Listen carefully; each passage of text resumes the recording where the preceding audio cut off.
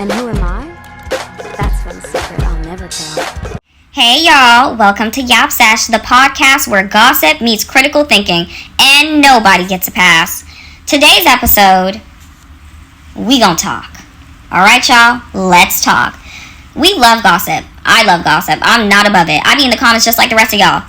But some of this celebrity discourse actually says a lot about where society is and who we are as individuals.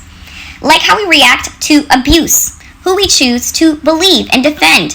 Because truth is, and this is what today's episode is really about, grace in media these days is really gendered.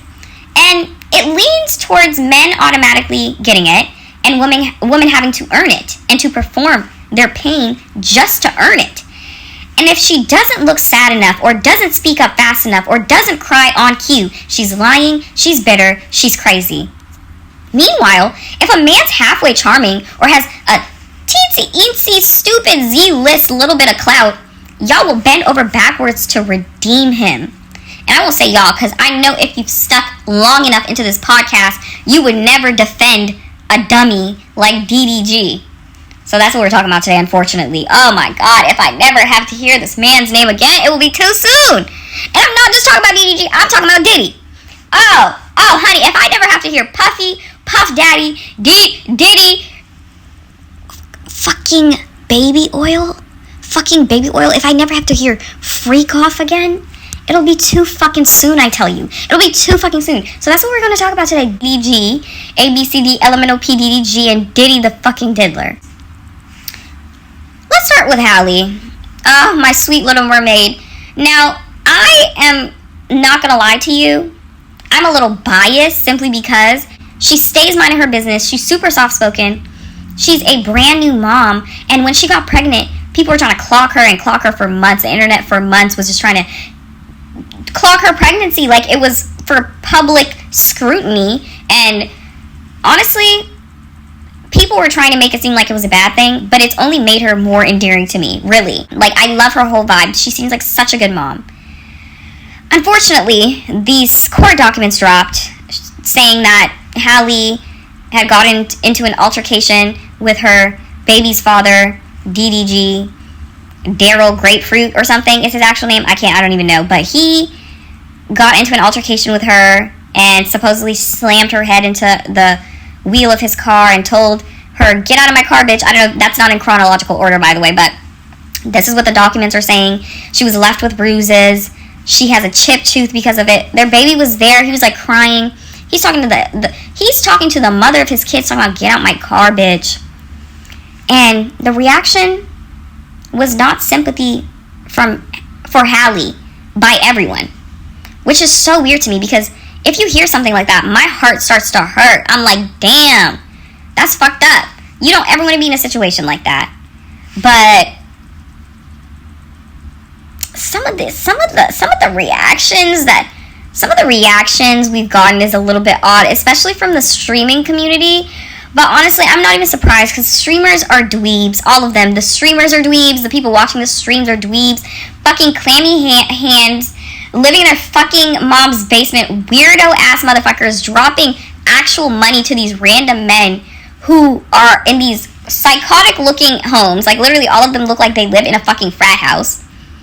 Grown-ass fucking men. Paying other grown men to play video games and do dumb shit. You would think all of these men are teenagers. I swear to God, DDG looks like he could be 17, 18, 19. He does not look like a man in his mid-20s who was a baby. I swear to God, he does not. He literally looks like a teenage boy. And not even in the face. It's the way he dresses. It's the way he carries himself. He acts like a teenage boy.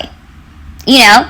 Kai Cenat, same thing. He acts like a teenage boy. All these men do not act like grown men. They act like boys, right? So you have these weirdo-ass streaming community, and they're all fucking misogynistic. Like, these are the same people on the same fucking podcast. The streamers are the same motherfuckers on the podcast. They're all one and the same. And they're all in this echo chamber of woman-hating and misogynistic ideology.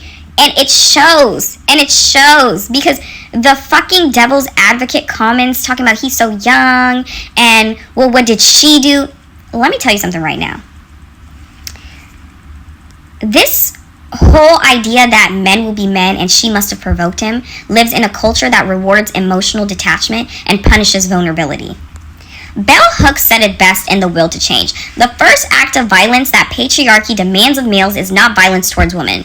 Instead, patriarchy demands of all males that they engage in acts of psychic self-mutilation, that they kill off the emotional parts of themselves. That part, clock it, and that's what we're seeing play out. A bunch of men who were taught that softness is weakness, so instead they perform control, and control turns into domination, and domination will always be abuse. Period. Now let's talk about Cassie. She was with Diddy for over 10 years, groomed, monitored, isolated, abused, traumatized. She tried to leave, he brought her back. She tried to rebuild, he brought her back, and she just kept quiet. You would have never known. I swear to God, I always saw Cassie with Diddy growing up, and to me, I'm like, okay, like, this is just like a Hollywood couple, whatever. When it came out that she, like, at the beginning of this year, was it the beginning of this year? I think so, in January. Was it January when the case for Diddy came out? Wow, this year has gone. That's insane. But the fact that the court documents came out for the civil case that Cassie had against Sean fucking Puff Daddy Diddler Combs. When all that information came out, first of all, I would like to note, so unsolicited. Like, I'm telling you, every little thing I've heard about Diddy, if I never have to hear the word freak off again, it'll be too soon. If I never have to talk about fucking baby oil, hear about fucking baby oil again, it'll be too soon. All of this information has been unsolicited in my precious fucking ears. This man is a fucking degenerate. This man is a degenerate. Right? She does the civil case. She gets her settlement. She deserved every penny. Every penny.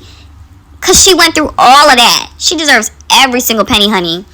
And now she's a federal witness in the RICO criminal case involving human trafficking and decades of allegations. And people are still questioning Cassie. Still questioning Cassie, like, why did she stay? She's not stable. She was on them drugs. Again, Grace is gendered because what you're really saying is she didn't break down publicly enough, so you don't believe her. She didn't look damaged enough, and that's what's so dangerous. You're not just disbelieving her, you're punishing her for surviving. Sticking around in an abusive relationship, in a traumatic relationship, and then blaming her for staying too long is preposterous. Because abusers are not always abusive. Duh. Of course, if they were always abusive, do you think that the victims would stay? You think that if they were abusive from the start, the victims would even get in relationships with them? It's a cycle. It's a lot of manipulation involved. And to disregard that is just like simply disregarding the genuine truth. Honestly, this is bigger than two celebrities. This is about how we as a culture treat the pain of women, how we demand receipts from women and give men nothing but room to grow. When a woman like Halle stays quiet, she's enabling. When a woman like Cassie speaks out, she's bitter. So tell me, when are we actually allowed to be believed as women? If a woman doesn't look the part, you make her audition for her own safety. But a man, he could be the reason she is in danger, she is in therapy, and y'all still asking if he's really that bad. It's sick and demented, and it's not just a celebrity thing. This happens in real life every day, in group chats, in courts, in relationships. And until we name it, until we stop centering men's egos and start centering the harm that's actually being done, we're just going to keep replaying the same cycle. That's the sesh, you guys. The gossip wasn't as cute this week. Hopefully there's cuter gossip in the future. This is just a hot mess. This is just bigger than tea, honestly. It's about accountability. And it's about who gets grace and who receives it. If something hit, send this to somebody. Post it, argue with your cousin in the comments. I'll see y'all next time where we keep unpacking the culture with less fluff and way more honesty. Thank you.